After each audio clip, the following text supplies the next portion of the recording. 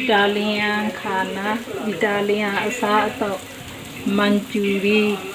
ရီလောက်တာပါရှင်မန်ကျူရီလောက်နေပါတယ်မန်ကျူရီဟင်းချက်တာ Italian khana မန်ကျူရီဘနာရီ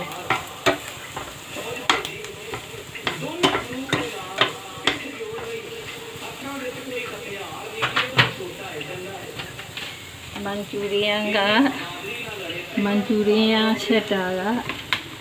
ပတ်တာဂိုဘီဘန်ဒဂိုဘီကိုပတူကာဆယ်လိုအာရာရုကောင်းခေါ်မိုင်ကအဲပြီးတော့စာရုပ်တီမို့မောင်တက်တုံလေးကျင်းပေါင်းပြီးတော့ထည့်ပြီးတော့မှမိုင်ကလည်းထည့်ကောင်းဖလာဝါထည့်ပြီးတော့မှအဲ့ဒါလို့အလုံးမလေးကြော်ရပါတယ်နောက်တော့တက်တုံကိုစီတာ